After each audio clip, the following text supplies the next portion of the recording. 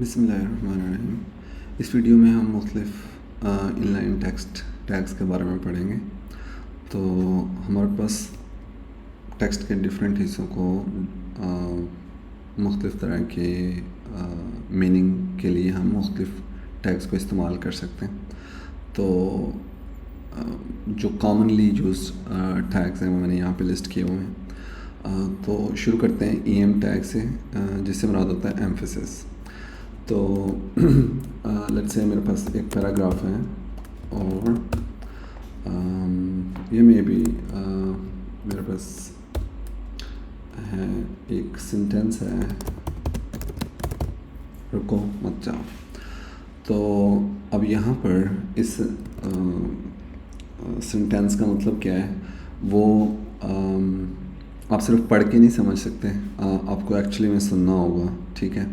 तो इसके दो मीनिंग निकल सकते हैं। फॉर एग्ज़ाम्पल, रुको मत जाओ, यानी कि आप कह रहे हैं किसी को रुकने का, कह रहे हैं कि वो ना जाए। या आप कह सकते हैं रुको मत जाओ, यानी कि आपसे कह रहे हैं कि वो रुके नहीं, वो चला जाए। तो ये दो मीनिंग कैसे कन्वे होते हैं कि आप सेंटेंस के किस हिस्से पे एम्फेसाइज करते हैं। सो फॉर एग्ज़ाम्पल, मैं अगर यहाँ पे EM टैग में लिख देता हूँ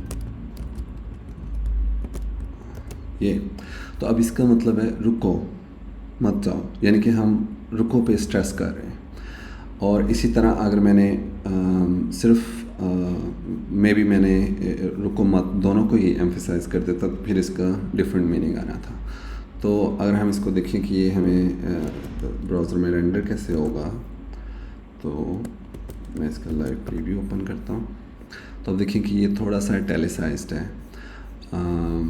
तो इटैलिसाइज करने के लिए टेक्स्ट को हम आई टैग भी यूज़ कर सकते हैं। HTML4 में एम्फेसिस के लिए आई टैग ही इस्तेमाल होता था, लेकिन HTML5 में आई टैग को रिप्लेस कर दिया गया है EM टैग से। आई टैग का मीनिंग अलबत्ता डिफरेंट है HTML5 में। तो इसको HTML5 में हम डिफरेंट वॉइस मोड या लैंग्वेज के बारे में इस्तेमाल करते हैं। तो फॉर एग्ज़ाम्पल, आप अज्यूम करें कि ये सारा जो है ये लैटिन है, ठीक है, और यहाँ पर मैं इंग्लिश का एक वर्ड लिख देता हूँ, वर्ड। तो ये जो डिफरेंट वर्ड है इसके लिए हमने इसको आई में लिखा ताकि पता चले कि ये बाकी सारा कुछ तो किसी और लैंग्वेज में है, ये एक अदद फ़ॉरेन लैंग्वेज में है, ठीक है। इसी तरह अगर आप जो टेक्स्ट लिख रहे हैं उसका एक मूड चल रहा है, यानी कि वो कुछ पॉजिटिवली टेक्स्ट फ्लो कर रहा है, यानी कि जो भी टेक्स्ट की मीनिंग है वो पॉजिटिव है, और एकदम उसमें कोई ट्विस्ट आता है, कोई नेगेटिव आउटकम आती है, तो वहाँ पे आप उस चीज़ को आई टैग से, मतलब एक डायलॉग है और उसमें सारी बातें पॉजिटिव हैं, एंड पे एक नेगेटिव बात आती है, तो आप उस डायलॉग को आई टैग में लिख सकते हैं हाईलाइट करने के लिए कि ये नॉर्मल फ्लो से हट के है, ठीक है।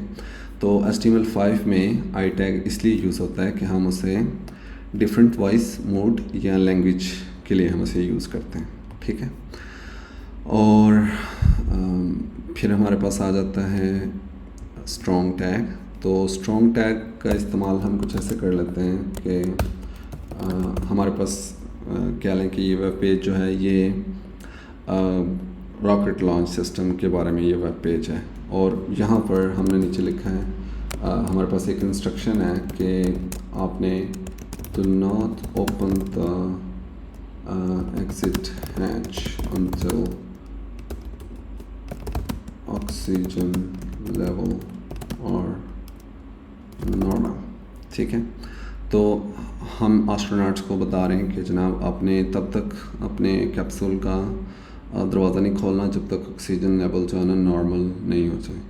तो अगर वो उससे पहले खोल देंगे तो फिर उसके कॉन्सिक्वेंसेस होंगे सीरियस। तो मतलब ये एक बाकी पैराग्राफ है, और ये उसमें से कुछ ऐसी चीज़ है जो अटमोस्ट इम्पोर्टेंट है, बहुत क्रिटिकल है, तो उसके लिए हमने स्ट्रॉन्ग टैग यूज़ किया है, ठीक है। तो आप देखेंगे कि बाकी टेक्स्ट जो है ना वो रेगुलर चल रहा है, और ये जो स्ट्रॉन्ग टैग है ये टेक्स्ट को ज़रा बोल्ड करके दिखा रहा है। तो ये बाकी टेक्स्ट से स्टैंड आउट कर रहे हैं कि do not open the exit hatch. ये हो गया हमारा स्ट्रॉन्ग टैग कि हम इसको इम्पोर्टेंट या क्रिटिकल जो टेक्स्ट का हिस्सा है उसको हाईलाइट करने के लिए कि this is strongly important part of the text. और फिर हमारे पास आ जाता है बी टैग। अब अगर मैं यही चीज़ सेम लिखता हूँ बी टैग को यूज़ करके, तो आप देखेंगे कि ये दोनों बिल्कुल आइडेंटिकल हैं। स्ट्रॉन्ग टैग से भी टेक्स्ट सिर्फ बोल्ड हुआ है और बी टैग से भी टेक्स्ट सिर्फ बोल्ड हुआ है। अगेन HTML4 में बी टैग जो था वो स्ट्रॉन्ग की रिप्लेस, यानी कि वो टेक्स्ट को स्ट्रॉन्ग इम्पोर्टेंस का जो टेक्स्ट है उसको हाईलाइट करने के लिए इस्तेमाल होता था। हाईलाइट करने से मुराद यहाँ पर उसका बैकग्राउंड येलो करना नहीं है, बल्कि उसको नुमायाँ करना कह लें। तो लेकिन HTML5 में इसको रिप्लेस कर दिया गया, और अब जो बी टैग का जो मीनिंग है HTML5 में वो ये कि हम मुख्तलिफ़ तरह के कीवर्ड्स जो है ना वो दिखाना चाह रहे हैं। तो फॉर एग्ज़ाम्पल ये जो आर्टिकल है, कह लें कि आपने एक कुकिंग रेसिपी लिखी है और उस कुकिंग रेसिपी के कुछ टैग्स हैं, ठीक है। तो फॉर एग्ज़ाम्पल राइस, बिरयानी और चिकन, तो मतलब जो भी इसके कीवर्ड्स हैं उससे रिलेटेड वो बी टैग्स में लिखेंगे, ठीक है। बावजूद इसके कि इनकी लुक सेम है लेकिन इनकी मीनिंग डिफरेंट है। असिस्टेड टेक्नोलॉजीज़ और जो गूगल है ना वो इनको डिफरेंटली इंटरप्रेट करेंगे। ओके, तो ये हो गया हमारा बी टैग। और अब हमारे पास आ जाता है फॉर एग्ज़ाम्पल ये वाला जो वर्ड है इसके स्पेलिंग गलत है, तो इसको हाईलाइट करने के लिए हम इसे एस टैग में लिख सकते हैं। एस टैग से मुराद यहाँ पर स्ट्राइक थ्रू है। तो आप देखेंगे कि ये जो वर्ड है उसमें से एक लाइन गुजर रही है, तो इससे मुराद है कि ये वाला वर्ड जो है ये इनकरेक्ट है।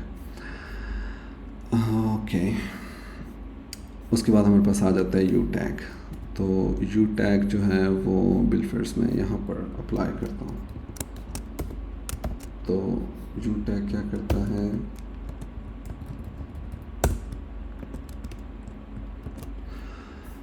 यू टैग जो भी टेक्स्ट इसके अंदर होगा ये उसको अंडरलाइन कर देगा। और यू टैग किस लिए यूज़ होते हैं, अगर हम कोई फॉर्मल नेम दिखाना चाह रहे हैं, फॉर एग्ज़ाम्पल आपने मुख्तलिफ़ चीज़ों के देखा होगा कि उनका एक नाम होता है, एक निक नेम होता है। तो जो आप उसका फॉर्मल नेम दिखाना चाह रहे हैं तो आप उसको अंडरलाइन कर सकते हैं। इसी तरह अगर कोई लफ्ज़ गलती से मिसस्पेल हो गया तो हम उसको अंडरलाइन कर सकते हैं। और अगर हम जस्ट टेक्स्ट को अंडरलाइन करना चाह रहे हैं तो तब भी हम उसे अंडरलाइन कर सकते हैं। ओके, इसी तरह हमारे पास अब हमने एक रेसिपी लिखी है, लेकिन अगर रेसिपी को ठीक से ना पकाया जाए तो उसके भी कॉन्सिक्वेंसेस हो सकते हैं। तो हम यहाँ पर एक नीचे लीगल नोटिफिकेशन या वार्निंग देना चाह रहे हैं कि जनाब आपने ये जो रेसिपी है ना इसको एहतियात से कुक करें, या मतलब कि या बिलफर्स कह लें कि एक मेडिसिन का पेज है तो हम नीचे लिखना चाह रहे हैं कि जनाब वो इसको एहतियात से इस्तेमाल करें या डॉक्टर की हिदायत के मुताबिक इस्तेमाल करें। तो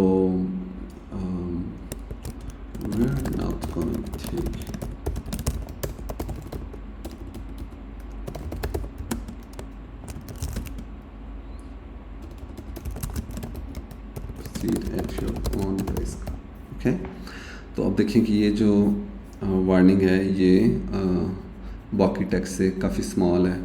और आपने देखा होगा कि अमूमन होता है कि जी हम इस चीज़ पर इतने % डिस्काउंट दे रहे हैं और नीचे वो लिखा होता है छोटा सा करके टर्म्स एंड कंडीशंस अप्लाई।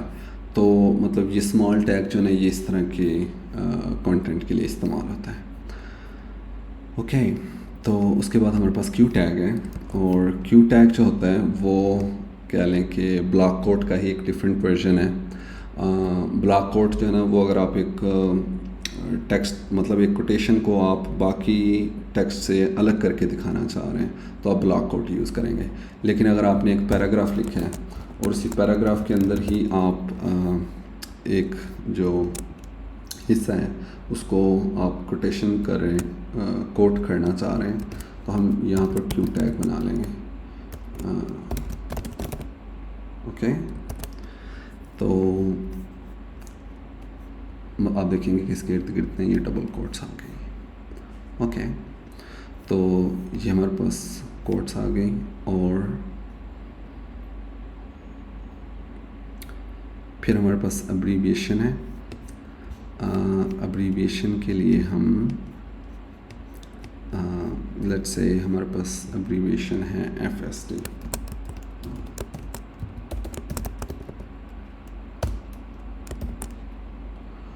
और अब्रीविएशन में हम लिखते हैं फॉर एग्ज़ाम्पल FSD, और आगे इसका एट्रीब्यूट होगा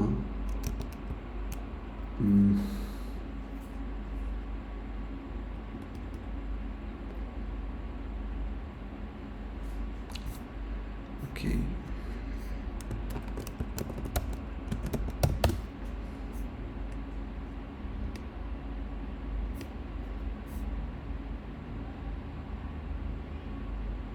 टाइटल। ओके, तो हम FSD लिखेंगे और आगे टाइटल में हम देंगे फैसलाबाद। तो अब आप देखेंगे कि जो फैसलाबाद है, अगर मैं उसके ऊपर होवर करूं तो ये मुझे बताएगा कि इसकी जो फुल फॉर्म है वो फैसलाबाद है। ओके, इससे आगे हमारे पास है सब और सुपरस्क्रिप्ट। ओके, तो हमारे पास कह लें कि केमिस्ट्री और फिजिक्स के दो फार्मूलाज हैं। तो हमारे पास है E = mc²। ओके, और फिर हमारे पास है एक और फार्मूला है, और वो है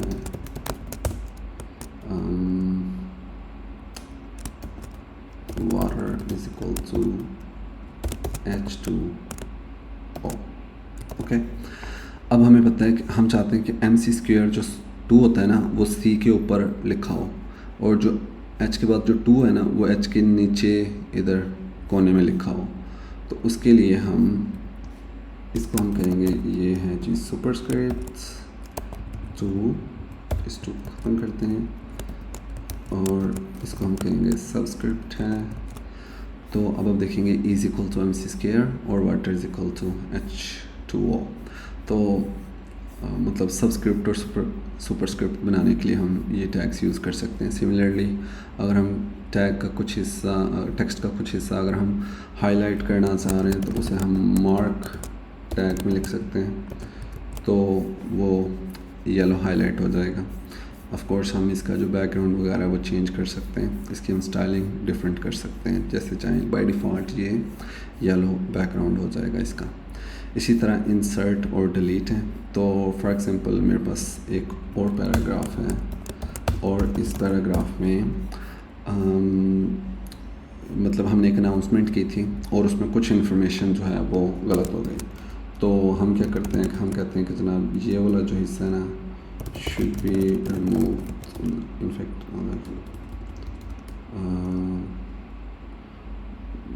August 21। ओके, तो where it is, okay here it is August 21। और इसी तरह हम कहेंगे इंसर्टेड September 21। ओके, तो अब आपने देखा कि हम दिखाना क्या चाह रहे हैं कि ये टेक्स्ट था, इसमें कुछ मिस्टेक हो गई है और हमने कुछ डिलीट करके कुछ इंसर्ट किए। तो डेल और इंसर्ट टैग जो है ना वो इसलिए यूज़ होते हैं। और फिर हमारे पास लास्टली हमारे पास ब्रेक और वर्ड ब्रेक है।